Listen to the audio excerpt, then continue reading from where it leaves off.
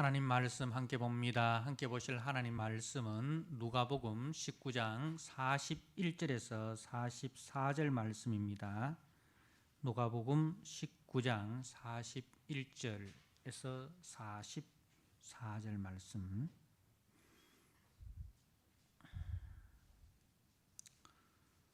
주신 말씀을 봉독드립니다. 가까이 오사 성을 보시고 우시며 이르시되 너도 오늘 평화에 관한 이 일을 알았더라면 좋을 뻔하였거니와 지금 네 눈에 숨겨졌도다. 날이 이를지라 네 원수들이 토둔을 쌓고 너를 둘러 사면으로 가두고 또 너와 및 그 가운데 있는 자식들을 땅에 메어 치며 돌 하나도 돌 위에 남기지 아니하리니 이는 네가 보살핌을 받는 날을 알지 못함을 인함이니라 하시니라. 아멘. 네, 시간 할렐루야 찬양대가 영상으로 하나님 앞에 찬양을 드립니다. 우리 성도님들도 찬양 가운데 많은 은혜가 있으시길 바랍니다.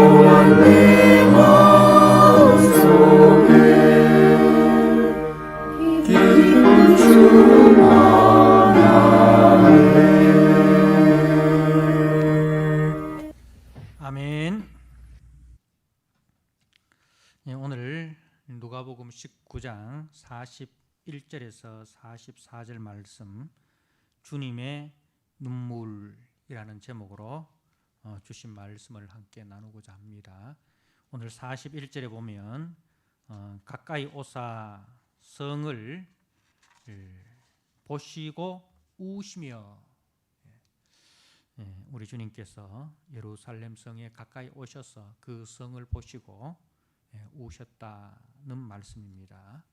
우리는 앞에서 우리 주님께서 이제 나귀 새끼를 타시고 그리고 제자들의 무리와 함께 저들의 찬송과 환영 속에 예루살렘에 입성하시는 그 주님을 보았습니다.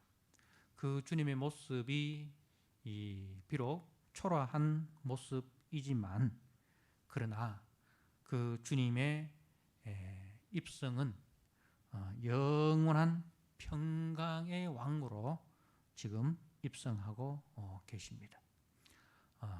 그 주님의 입성으로 말미암아 이제 마귀에게 속하여 일생을 죄와 사망의 종노릇 하는 자기 백성을 구속하시고 이제는 그 마귀의 종노릇 하는 백성이 아니라 하나님의 영광, 하나님의 기쁨, 하나님의 자랑이 되는 선한 백성으로 만들어지는 그 일을 위하여 주님은 당당하게 입성하고 계십니다.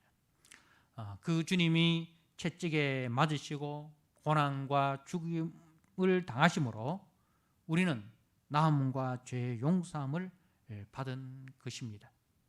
이 놀라운 구원의 소식, 이 복음은 이제 모든 제자들이 외쳐야 할, 모든 성도들이 외쳐야 할 소식입니다. 만약에 우리가 잠잠하면 하나님께서는 생명 없는 돌들이라도 소리 지르게 하셔서 이 복음을 증거하실 것입니다. 이 복음만이 이 인류의 생사 화복이 이 복음에 달려 있습니다. 그렇기 때문에 우리 성도들은 우리의 입술을 통해서 또 우리의 삶을 통해서 이 복음의 증인으로 힘써 나아가야 할 것입니다. 자, 오늘 말씀은 우리 주님께서 예루살렘 성에 가까이 오셨는데 그 예루살렘 성을 보시고 우셨다라고 말씀을 하고 있습니다. 이 우셨다는 말씀은 헬라어로 에클라우센 이라 해서 소리내어 통곡하셨다. 소리내어 통곡하셨다는 말씀입니다. 우리 주님께서 이제 성경의 기록을 보면 요한복음 11장에서 나사로의 죽음 앞에서 우리 주님이 우셨고 또 히브리서 5장 7절 말씀에 우리 주님께서 이 땅에 계실 때에 심한 통곡과 눈물로 하나님 앞에 간구하였다. 그렇게 말씀을 하고 있습니다. 그래서 이 주님의 눈물은 그만큼 애정, 주님의 그 애정, 주님의 사랑, 이 담긴 눈물입니다. 지금 우리는 예루살렘 성에 대한 심판을 보고 있습니다만은 그 심판 이전에 주님의 그 눈물을 우리는 먼저 보아야 할 것입니다. 그 눈물의 의미는 주님이 이 예루살렘 성을 향한 그 주님의 애정, 주님의 사랑이 얼마나 컸던가 는 것을 우리는 보아야 합니다. 우리가 누가복음 13장 말씀을 한번 보시길 바랍니다.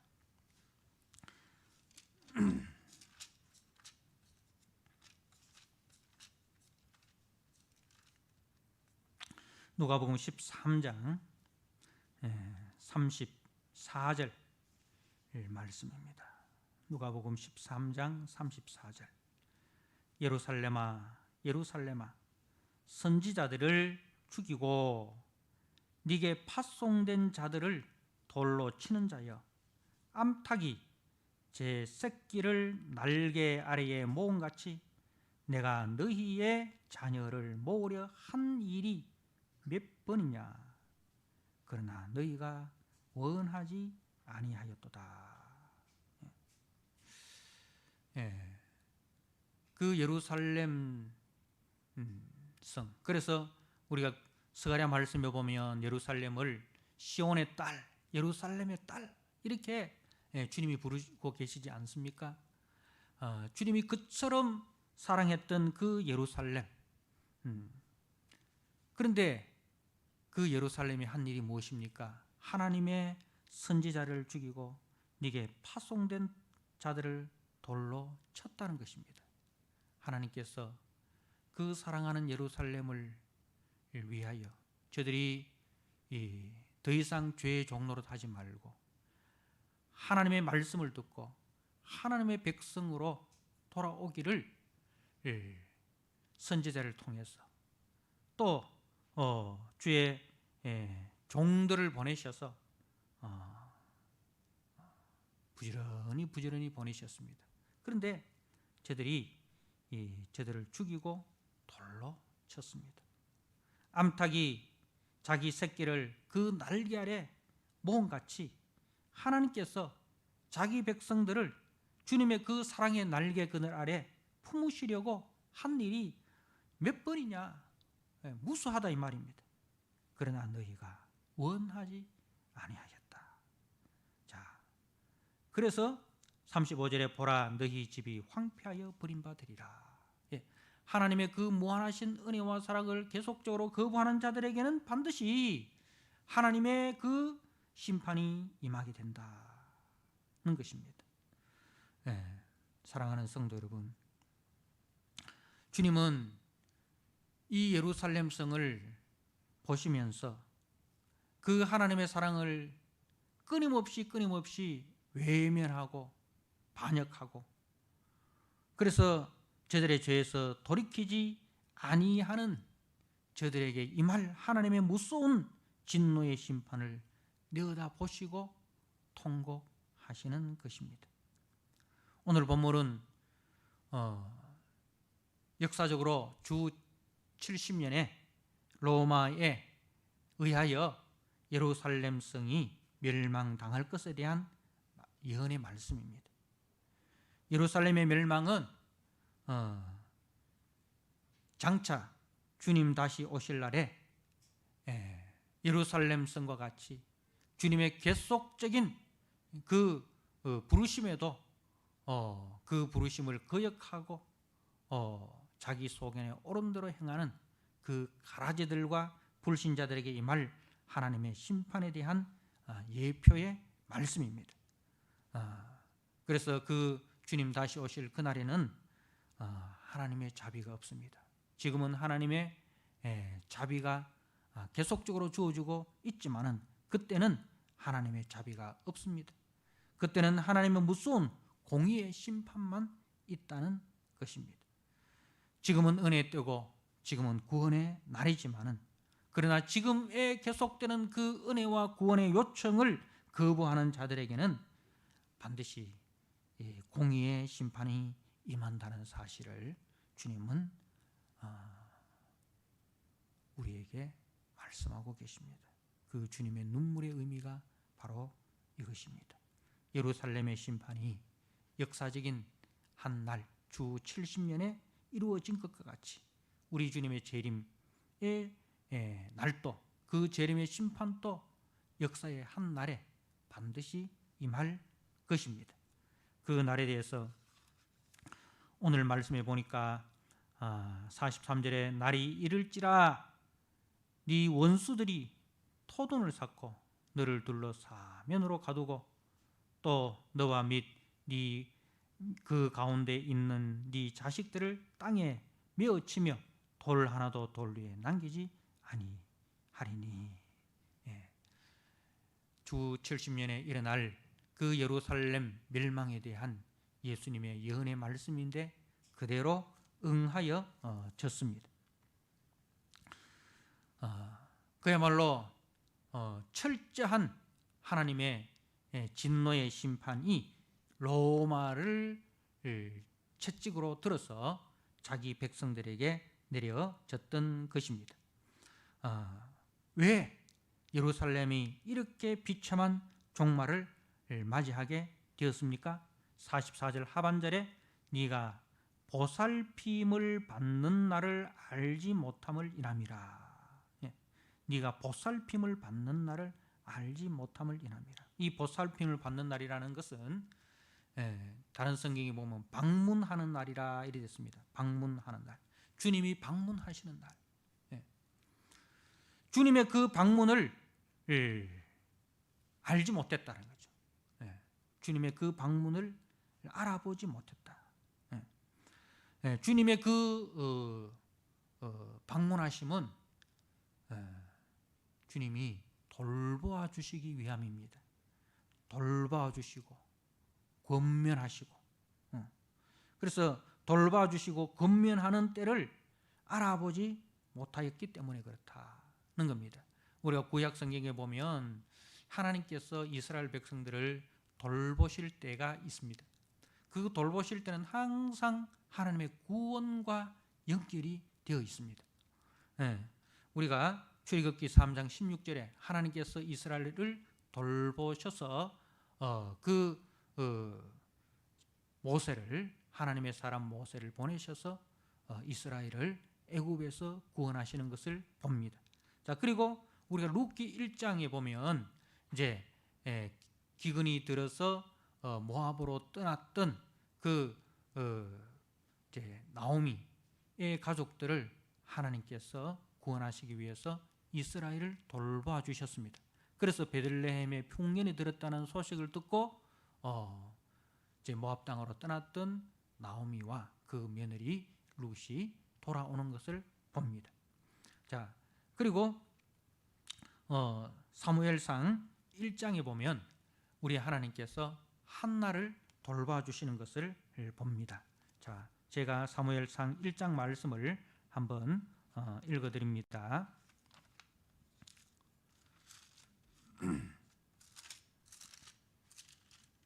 사무엘상 1장 9절 말씀을 한번 보십시오. 그들이 실로에서 먹고 마신 후에 한나가 일어나니 그때에 제사장 엘리는 여호와의 전 문설주 곁 의자에 앉아 있었더라. 한나가 마음이 괴로워서 여호와께 기도하고 통곡하며 서원하여 이르되 만군의 여호와여, 만일 주의 여종의 고통을 돌보시고 주의 여종의 고통을 돌보시고 나를 기억하사 주의 여종을 잊지 아니하시고, 이렇게 하나님께서 자신의 그 고통을 돌봐달라고 기도합니다. 자, 그래서 이제 19절 말씀을 보십시오. 그들이 아침에 일찍이 일어나 여호와 앞에 경배하고 돌아가 라마의 자기 집에 이르니라. 엘가나가 그의 아내 한나와 동침하며 여호와께서 그를 생각하신지라. 한나가 임신하고 때가 이름에 아들을 낳아 사무엘이라 이름하였으니 이는 내가 여호와께 그를 구하였다 함이더라. 하나님께서 그 한나의 고통을 돌봐주신 것입니다. 그래서 그 한나에게 사무엘이라는 아들을 주님께서 허락하십니다. 그래서 하나님이 방문하시는 그 날, 그 돌봐주시는 그 날은 하나님께서 우리에게 구원을 주시기 위한, 은혜를 주시기 위한 그 날이라는 거죠. 자, 그런데 이 구원의 날, 이 방문의 날이 이스라엘에게 있어서 계속적으로 있었지만, 그리고 이제는 최종적으로 그 아들을 보내십니다. 그 아들을 보내십니다. 42절, 누가복음 19장 42절에 이르시되 너도 오늘 평화에 관한 일을 알았더라면 좋을 뻔하였거니와. 평화에 관한 일. 주님께서 지금 평화의 왕으로 오셨습니다. 그죠? 주님께서 자기 백성들에게 평화의 왕으로 오셨습니다. 그런데 지금 네 눈에 숨겨졌도다. 그런데 그 평화의 왕을 알아보지 못하고 있다는 것입니다. 왜 알아보지 못하고 있습니까? 문제가 누구에게 있습니까? 주님에게 문제가 있습니까? 아니면 저들의 눈에 문제가 있습니까? 저들의 눈에 문제가 있다는 것입니다. 저들의 탐욕의 눈이 멀고 죄의 눈이 멀어서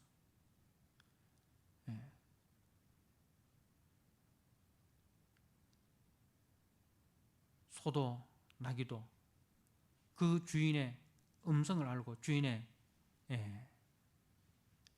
양도 그 주인의 음성을 아는데 하나님의 백성은 그 하나님의 음성을 알아듣지 못하고 있다는 것입니다. 지금 네 눈에 숨기소도다. 평화의 왕으로 주님이 돌보시기 위해서 구원자로 자기 생명을 대속하셨으라도 자기 백성을 그 사망과 죄의 종로로 돼서 놓아주기를 원하셔서 방문하셨지만은 그러나 자기 백성들은 눈이 멀어서 그 주님을 알아보지 못하고 있다. 이는 네가 보살핌을 받는 날을 알지 못함이라. 말씀이 육신이 되어 우리 가운데 임하신 예수님은 임마누엘 하셔서 친히 우리 가운데 성막을 지으시고 우리를 돌봐주시기를 원하십니다. 그러나 이 은혜의 방문을 기어이 거부하고 회개치 않는 자들에게는 유월절 어린 양의 피를 거부한 애국과 같은 무서운 진노의 심판이 있을 것입니다. 주님의 예루살렘 백성은 구원과 심판으로 나누어집니다. 출애굽 때 유월절 어린 양의 그 피를 바른 집은 구원으로, 그 피를 거부한 자들에게는 죽음의 심판으로 나누어졌듯이 이제 예수님을 평화의 왕으로 영접하는 자들에게는 구원의 은혜가 임하지만 그 주님을 알아보지 못하고 그 주님의 방문을 영접하지 않는 자들에게는 하나님의 무서운 진노의 심판이 임한다는 사실입니다. 사랑하는 성도 여러분, 지금 나는 오늘 내가 네 집에 머물러야 하겠다. 주님이 삭개오를 보시고 그렇게 말씀하셨습니다. 오늘 내가 네 마음의 주인으로, 네 인생의 주인으로 내가 머물러야 하겠다. 는 그 주님의 말씀에 아멘 주 예수여, 주님 오시옵소서. 내 마음의 주인이 되어 주시옵소서. 내 인생의 주인이 되어 주시옵소서. 여러분, 예수님을 여러분 마음의 주인으로, 여러분 삶의 주인으로 영접하고 계십니까? 내 주장과 내 자존심과 내 욕심을 다 내려놓고 머리 대신 주님의 손이 되고 주님의 발이 되어 기꺼이 그 주님께 순종하고 계십니까? 교회 안에서만 아멘이 아니라 교회 밖에서도 여전히 주님이 내 인생의 주인이시고 주님이 내 삶의 주인이신 것을 고백하고 또 증거하고 나타내고 있습니까? 주님의 왕되심의 그 영광스러운 모습과 아름다운 향기가 나의 말과 내 생각과 내 삶 속에서 나타나고 있습니까? 지금 주님께서 나에게 오신다면 나를 보시고 주님은 통곡하십니까? 오늘 41절에 가까이 오사 성을 보시고 우시며 여기에 여러분의 이름을 넣으셔서 한번 읽어보시길 바랍니다. 주님이 내 삶 가운데 오신다면 나를 보시고 통곡하실까? 아니면 앞에 문화 비유에서 10문화를 남긴 종과 5문화를 남긴 종에게 주님이 하신 말씀, 잘하였다 착한 종이여, 네가 지극히 작은 것에 충성하였으니 열고를 차지하리라. 주님 이렇게 나를 맞이하실까? 여러분, 오늘 본문의 말씀이 이 2000년 전 예루살렘에게만 주어진 말씀이 아니라 오늘 나에게 주어진 말씀으로 우리는 받아들여야 합니다. 오늘 나를 위해서 기록된 말씀으로 우리는 적용시켜야 합니다. 그래서 지금 예수님께서 내 마음의 주인으로 오셔서 주님이 나를 보시고 우실까? 내가 너를 품으려고, 암탉이 제 새끼를 품은 같이 내가 너를 품으려고 했던 적이 얼마나 많았는데, 너는 눈이 멀어 있구나. 너는 네 욕심에, 네 탐욕에, 네 주장에 눈이 멀어서 나를 알아보지 못하고 있구나. 주님이 탄식하고 계실까요? 아니면 착하고 충성된 종아, 잘하였다 착하고 충성된 종아, 그렇게 주님이 칭찬하실까요? 사랑하는 성도 여러분, 아직은 은혜의 때요, 아직은 구원의 날입니다. 아직은. 그러므로 라오디게아 교회 같은 그런 교회도 주님은 다시 기회를 주십니다. 우리가 계시록에 보면 7교회가 나오는데 그 교회 중에서 라오디게아 교회는 칭찬할 것이 하나도 없는 교회입니다. 그럼에도 불구하고 주님은 그 교회를 다시 방문하셨습니다. 다시 방문하셨습니다. 그리고 다시 회개하고 일어설 수 있는 기회를 제공해 주셨습니다. 지나간 것에 대해서는 주님이 묻지 않으십니다. 지나간 것에 대해서는 주님이 묻지 않으십니다. 주님 영접하고 주님 다시 내 마음의 주인으로 모시고 살아간 주님이 찾아오셔서 회개하라 하시고, 그리고 그 회개한 시점부터 주님은 다시 시작하신다는 거죠. 자, 우리가 계시록 3장 말씀을 제가 한번 같이 찾아서 읽어보도록 하겠습니다. 계시록 3장 14절 말씀, 계시록 3장 14절,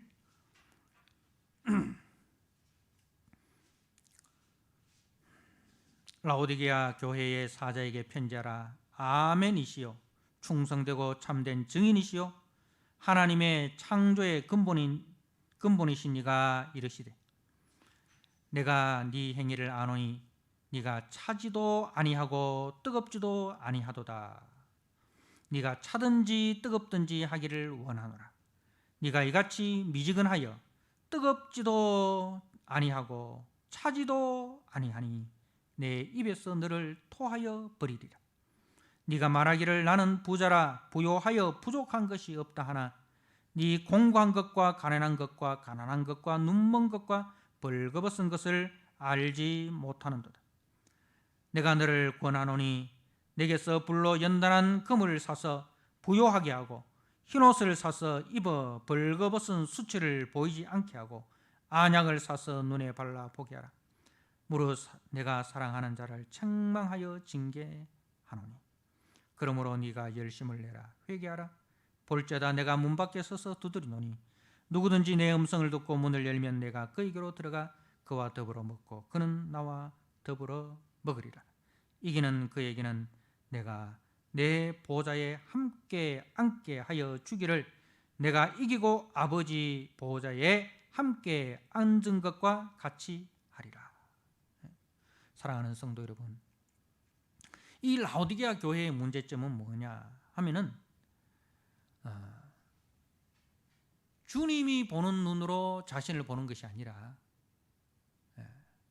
주님의 기준에서 자신을 평가하는 것이 아니라 자신의 기준에서 자신을 평가하고 있다는 사실입니다. 그래서 이 라오디게아 교회가 17절에 네가 말하기를, 네 스스로, 라오디게아 교회 스스로가 이렇게 이야기한단 말입니다. 나는 부자입니다. 나는 부유하여 부족한 것이 없습니다. 나는 믿음의 부자요. 나는 물질의 부자요. 그래서 이 라오디게아 교회가 물질적으로 부유하고 풍요로운 삶을 사니까 그것이 믿음 생활을 잘한 하나님의 축복이라 그렇게 이제 받아들인 거예요. 그래서 우리가 이렇게 부자로 사는 것은, 부유하게 사는 것은 믿음 생활을 잘해서 하나님이 주신 축복이다. 하나님의 이렇게 자만하는 거예요. 그런데 주님의 평가는 뭡니까? 네 공고한 것과 가난한 것과 눈 먼 것과 벌거벗은 것을 알지 못하는도다. 주님의 눈으로 볼 때는 이 교회가 어떻다는 겁니까? 공고한 교회예요. 가난한 교회예요. 가난한 교회예요. 눈먼 교회예요. 벌거벗은 교회라는 것입니다. 그것이 주님의 눈으로 본 라오디게아 교회의 모습입니다. 사랑하는 성도 여러분, 내가 본 내 모습이 아니라 주님이 본 내 모습이 옳습니다. 그래서 내 기준에서 나를 평가하고 나를 판단하지 마십시오. 주님의 기준에서 나를 보시고 나를 판단하시고 나를 평가하시라는 말씀입니다. 이제 주님이 그 교회에 대해서 이렇게 말씀하십니다. 15절에 내가 네 행위를 아노니. 이것은 우리 행위를 쭉 지켜보셨다 이 말입니다. 우리가 사사기 말씀을 매일 성경을 통해서 묵상을 하는데 그 말씀에 보면 늘 이런 말씀이 나와요. 다시 여호와의 목전에서, 다시 여호와의 목전에서. 뭡니까? 하나님께서 이스라엘을 늘 눈앞에 두고 계신다 이 말입니다. 하나님께서 늘 이스라엘을 하나님의 눈앞에 두고 계신다 이 말입니다. 하나님께서 자기의 사랑하는 자녀들을 눈동자같이 늘 지켜보고 계신다. 그래서 내가 네 행위를 아노니, 내가 네 이 행위를 쭉 지켜보고 있다. 쭉 살펴보고 있다. 그런데 그 행위가 차지도 않고 뜨겁지도 않다. 차지도 않고 뜨겁지도 않다. 그러니까 차든지 뜨겁든지 해야 마실 수 있다 이 말입니다. 찬물을 원하는 사람, 시원한 물을 원하는 사람, 뜨뜻한 물을 원하는 사람. 그런데 이 교회는 미지근하다 이 말은 석회수가 섞여가지고 먹을 수 없는 거예요. 이 미지근하다는 것은 온도가 미지근하다. 물론 그런 의미도 있지만 그 미지근한 이유가 뭐냐면 그 안에 석회수가 섞여가지고 사람이 마실 수 없는 그런 이제 불량스러운 물이다 이 말입니다. 먹기에 적합하지 않는 물이다. 그래서 그 물을 먹으면 석회수가 많이 섞여 있는 그 물을 먹으면 속에서 토해낼 수밖에 없는 거예요. 지금 이 라오디게아 교회가 불순물이 너무 많이 섞여가서 세상에 온갖 불순물이 그 교회에 섞여서 주님이 그 교회를 용납할 수가 없는 거예요. 거룩하신 주님께서 그 교회를 토해낼 수밖에 없는 그 정도로 이 교회가 부패하고 썩었다 이 말입니다. 그것이 주님의 판단입니다. 그래서 주님이 18절에 내가 너를 권하노니, 권면한다.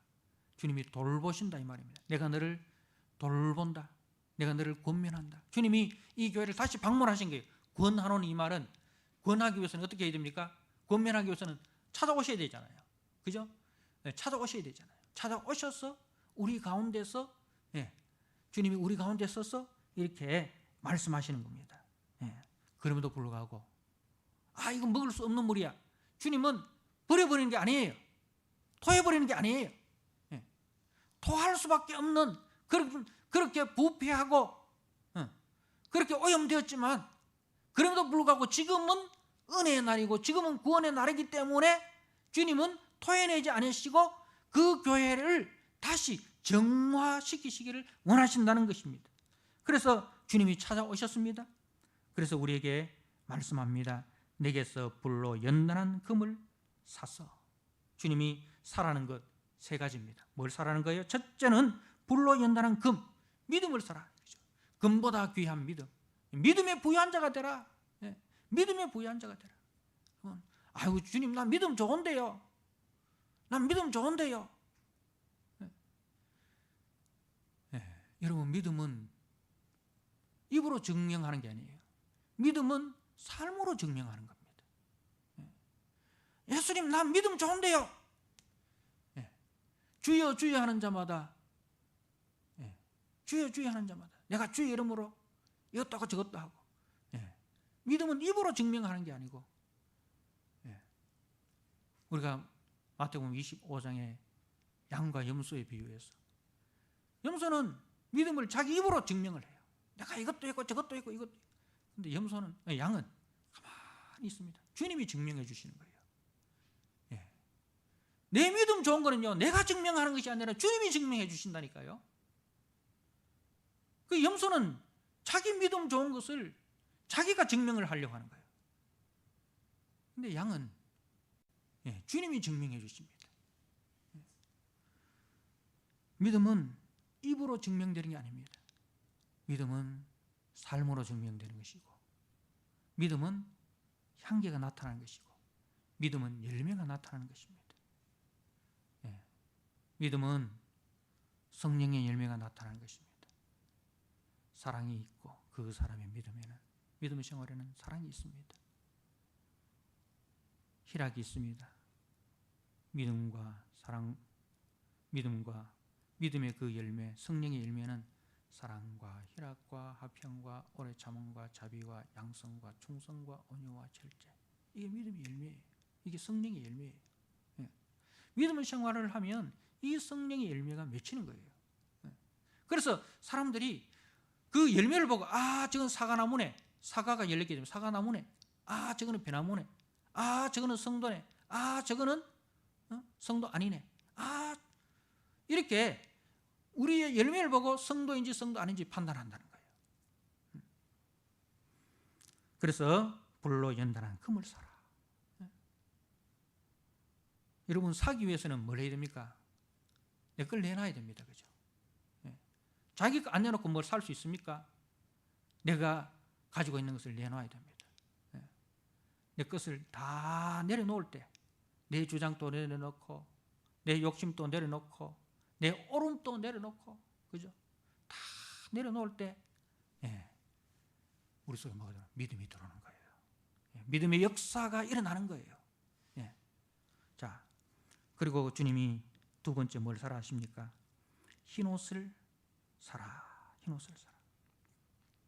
이 흰옷이 뭡니까? 주님의 십자가.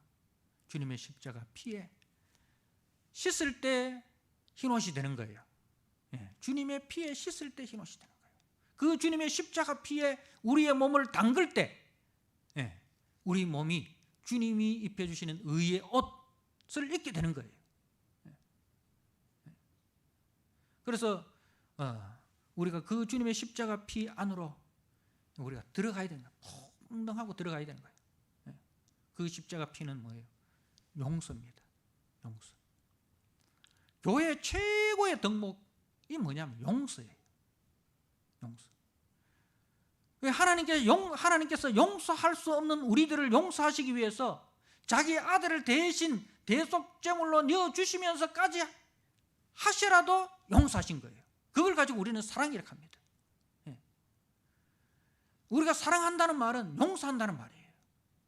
용서하지 않으면서 사랑한다는 것은 그건 거짓말이에요. 사랑의 열매는 용서입니다. 그래서 기독교의 최고의 덕목은 사랑이라고 하잖아요. 그러면 사랑을 어떻게 증명할 거예요? 용서할 수 없는 것조차도 용서하는 것이 그게 사랑이에요. 그게 주님의 사랑입니다. 네.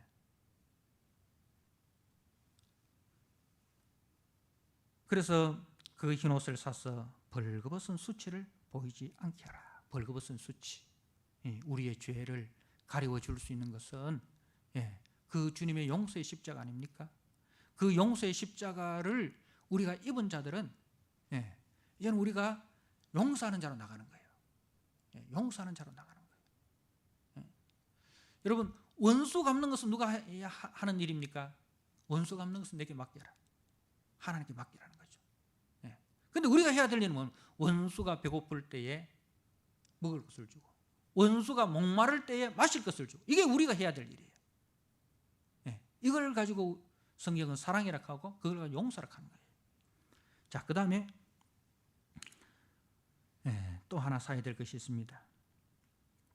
안약을 사서 문에 발라보게 하라. 안약을 사서 문에 발라보게 하라. 이 말은 뭡니까? 우리 눈이 멀었다는 겁니다. 안약이 뭐예요? 주님의 눈으로 보는 겁니다. 내 눈으로 보는 게 아니에요. 주님의 눈으로 보는 거예요. 그래서 주님의 기준이 나의 기준이 되고 주님의 가치가 나의 가치가 되고 주님의 목적이 나의 목적이 되게 해 주십시오. 우리가 이 기도를 해야 되는 거예요. 이게 안약이에요. 안약을 사서 눈에 발라보게 하라. 주님이 귀하다 여기는 것은 나도 귀하게 여기고, 주님이 천하다, 주님이 이건 버려라 하는 것, 나도 그것에 대해서 천하게 여기고 버리는 거예요. 주님의 가치로, 주님의 가치가 내 가치가 되는 거예요. 나는 금이 귀하다, 나는 돈이 귀하다. 아니다, 아니다. 사랑이 귀하다, 용서가 귀하다, 사람이 귀하다, 사람이 귀하다. 소자 하나에게도 냉수 한 그릇 대접하는 거, 주님이 귀하게 여기십니다. 여러분, 제가 집에서 시간이 좀 나서 아침마당을 잠깐 보았는데요.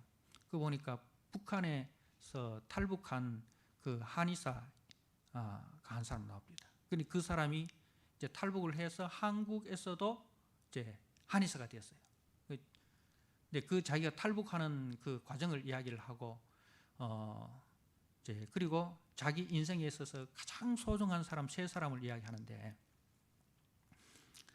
그 중에 이제 두 번째 사람 이야기가 굉장히 저희 마음에 감동이 되었어요. 이제 자기가 북한에서 한의사로 있었는데 그 고난의 행군 때 그 소아과 의사를 이렇게 하면서 애들이 엄청 많이 죽어갔대요. 거기서 그래서 자기가 이제 이제 중국에 갔는데, 중국의 그 조선족 자치구역에 이제 가서 탈북자라는 신분을 숨기고 이제 그 일을 했어요. 근데 그때 한국에서 나온 여교수 한 사람이 있었는데, 그 여교수가 교환교수로 와가지고 1년 동안 그 중국에 머물면서 강의를 하는 거예요. 그래서 이제 한국에서 자기 아들을 한 명 데리고 왔어요. 근데 이제 도우미가 필요해가지고 자기를 가사 도우미로 이제 채용을 했는데, 이제 자기는 탈북자라는 것을 숨기고 그냥 이제 그 중국 동포, 조선족 동포로 이렇게 신분을 이렇게 숨기고 이제 일을 했는데, 이분이 이 사람을 어떻게 대하는지를 가르쳐 주는데, 그 방이 집이 좁아가지고 침대를 같이 이렇게 두 개를 같이 붙여놓고 쓸 수밖에 없는데, 자기 침대하고 이 그분의 그 교수님 침대하고 같이 붙여놓고 생활을 하고, 그리고 이제 자기가 출근을 할 때는 어쩔 수 없이 이분한테 일을 시키지만은, 이제 출근하지 않는 날에는 절대로 이분한테 일을 안 시키는 거예요. 가사 일을 이 교수님이 다 하는 거예요. 왜 그러냐? 왜 그러냐니까, 당신도 사람이고 나도 사람인데, 똑같은 사람인데 누구는 쉬고 누구는 일하고 그럴 수 있느냐? 그래서 이제 쉬는 날에는 절대로 가사 도우미한테 일을 안 시키고 자기가 일을 다 하더래요. 그걸 보면서 사람 대접 받는다는 것이 바로 이런 거구나. 그 대접을 받을 때 이게 사람 대접 받는 거구나. 북한에서는 한 번도 그런 경험을 못했는데, 그런 이제 여러분, 그래서 사람을 사람답게 여기는 거, 어떤 사람이든지 간에 그 사람의 외모, 학력이나 뭐 출신이 어디냐, 뭐 재산이 있느냐 없느냐, 권력이 있느냐 없느냐, 그걸 다 떠나서 그 사람 자체를 존귀하게 생각하고, 내가 힘든 일은 이 사람도 힘들 것이고, 내가 하고 싶은 것은 이 사람도 하고 싶을 것이고, 또 입장의 동일함. 이 공감이 뭐예요? 공감. 우리가 공감하잖아. 아, 저 사람 참 공감 능력이 대단해. 아, 저 사람 공감 능력이 없어. 이 공감이란 뭐예요? 입장의 동등함. 그죠? 내 입장에서 저 사람 입장을 생각하는 거잖아요. 그죠? 이게 이제 그 입장의 동등함. 이게 공감입니다. 이게 그 공감이 될 때 소통이 되는 거예요. 소통이 될 때에 이해가 되어지고, 이해가 되어질 때에 용서가 되어지는 겁니다. 그래서 안약을 사서 눈에 발라보게. 주님과 공감이 되는 거예요. 주님의 가치가 내 가치가 될 때에, 주님의 기준이 내 기준이 될 때에, 그때 뭐냐면 주님과 한 마음 공감이 되는 거예요. 그럴 때 주님과 소통이 되는 거예요. 그래서 주님과 공감이 되고 주님과 소통이 되면 주님의 마음이 내 마음이 되는 거예요. 주님의 마음으로 주님이 형제를 보는 눈으로 나도 그 형제를 보는 거예요. 그걸 가지고 우리는 믿음 생활이라고 합니다. 그걸 가지고 우리는 신앙생활이라고 합니다. 그냥 우리가 신앙생활이라고 해서 막 기도하고 뭐 말씀 보고 그 다 신앙생활이, 그거 왜 합니까? 왜 기도하고 왜 말씀 봅니까? 주님의 마음과 공감하기 위해서입니다. 주님의 마음이 내 마음속에 들어오고 주님의 그 입장이 내 입장이 되는 거, 그걸 위해서 말씀 보고 기도하는 것이지 말씀과 기도가 목적이 아닙니다. 우리는 말씀과 기도 그걸 자체를 신앙생활 전부라고 생각하는데, 그거는 신앙생활 하기 위해서, 신앙생활 잘 하기 위해서. 우리가 밥을 먹잖아요. 왜 밥 먹습니까? 밥 먹는 게 목적이 아니잖아요. 밥을 먹어야 힘을 쓰잖아요. 말씀을 먹고 기도를 해야 우리가 영에 힘을 쓰잖아요. 그죠? 근데 말씀 보고 기도하는 그 자체를 신앙생활 전부라고 생각하는 거예요. 밥 먹는 것을 인생 사는 전체로 전부라고 생각하는 사람하고 똑같은 거예요. 말씀 먹고 기도했으면 그 기도의 능력이 나타나야 되고 말씀의 능력이 나타나야 되는 거예요. 말씀과 기도를 하면 할수록 뭐가 보입니까? 주님의 마음이 우리 속에 들어오는 거예요. 주님의 가치가 내 가치가 되고 주님의 기준이 내 기준이 되고 주님의 마음이 내 마음이 되는 거예요. 그걸 가지고 우리는 신앙생활을 한다는 거예요. 라오디게아 교회에게 주님이 그걸 요구하고 계십니다. 주님과의 입장의 동일함. 주님의 입장이 네 입장이냐? 주님의 눈이 네 눈이냐? 주님의 마음이 네 마음이냐? 근데 지금 너는 네 마음에 주님의 마음이 조금도 없고 주님이 보는 그 눈이 하나도 없어. 그렇게 주님께서 책망을 하십니다. 19절에 물은 내가 사랑하는 자를 책망하여 징계하는. 왜 책망하고 징계하면? 내가 사랑하기 때문에. 내가 사랑하기 때문에. 그러므로 네가 열심을 내라. 회개하라. 볼지어다 내가 문 밖에 서서 두리노니. 여러분, 신앙생활 잘하고 있다는 그 라오디게아 교회가 나는 부유하여 부족한 것이 없다고 말하는 그 라오디게아 교회가 지금 예수님이 어디 있습니까? 자기 마음의 중심에 있습니까? 아닙니다. 교회 문 밖에 있습니다. 자기 인생에 주님을 문전 박대하고 있는 거예요.